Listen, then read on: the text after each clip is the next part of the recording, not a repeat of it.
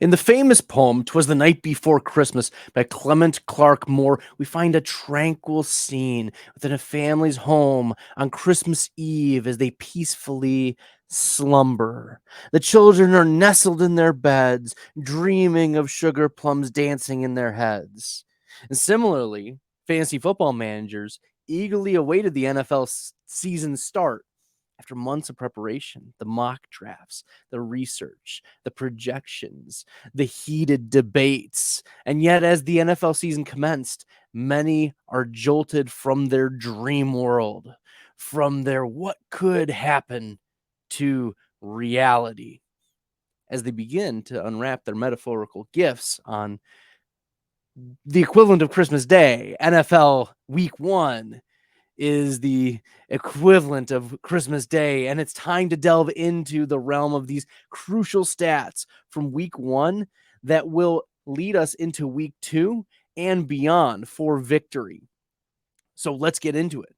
I'm going to offer you 3 this week. The first is about Zay Flowers. Flowers earned a 47.6% target share and earned 6.3% of the rushes for the Baltimore Ravens in week 1. Now, granted, Mark Andrews was out for this game, but there's no doubt that Flowers commands and earns targets because he gets open.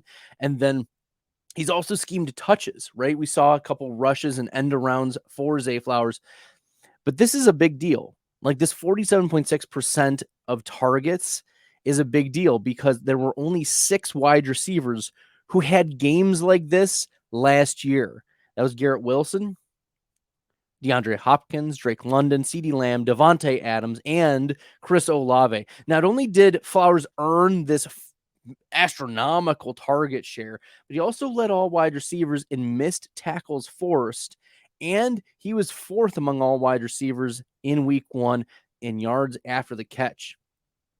Continue to start Zay Flowers as a wide receiver too, even with Mark Andrews projected to be back. But if Mark Andrews misses, Zay Flowers has low-end wide receiver 1 upside as we go into week 2.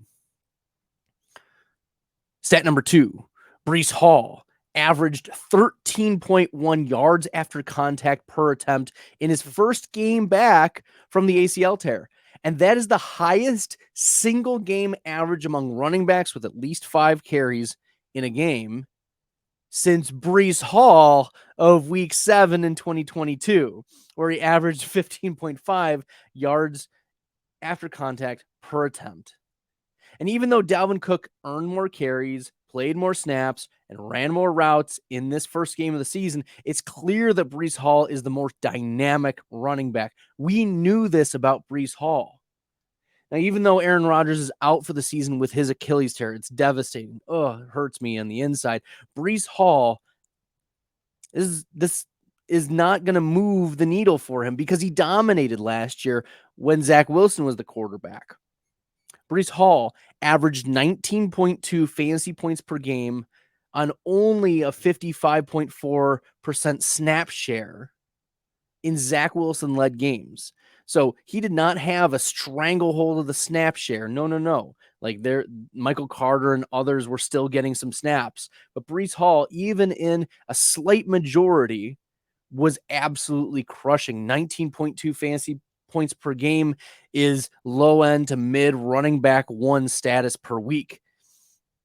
Even coming off the ACL tear, it's clear right out of the gate, Breece Hall is proving that he is a running back 1, and there is no doubt about it. Don't need to worry about Dalvin Cook. And the third week-winning stat that's sure to bring you victory in week 2 is to note that Bijan Robinson and Tyler Algier combined for nearly 53% of the targets from Desmond Ridder. And that's to the chagrin of Drake London and Kyle Pitts managers on a lot of facets. But Arthur Smith just simply doesn't care about our fantasy teams, and that is a worry, at least for Drake London and Kyle Pitts managers. Of the 39 offensive touches by Atlanta Falcons skill players, so wide receivers, tight ends, running backs, Robinson and Algier earned 34 of the 39. That's 87%. going to 2 players, the running backs. And don't expect this game plan to change because Arthur Smith feels validated by this strategy, right? This confirmation of a conservative game plan is supported because the Falcons won this game. So why would Arthur Smith change what's working? Expect Desmond Ridder to continue to have a low pass volume, fewer than 25 pass attempts. He had 18 in week 1. I don't think it's going to remain that low, but 25 is probably going to be the ceiling for a long time here. And I don't see that shifting, especially if the Atlanta Falcons are going to continue to win games. And the Falcons are going to continue to lean on Tyler Algier and their first round pick of this year, Bijan Robinson, both very, very talented running backs. And that's to the detriment of Kyle Pitts and Drake London. Pitts and London are only desperation starts moving forward, while Tyler Algier profiles as a high-end running back 3. Now, as we journey through the early weeks of this fantasy football season, it's clear that our anticipation and preparation, they've paid off. Right? We were supposed to be drafting Tyler Algier as the handcuff, and now he's more than just a handcuff.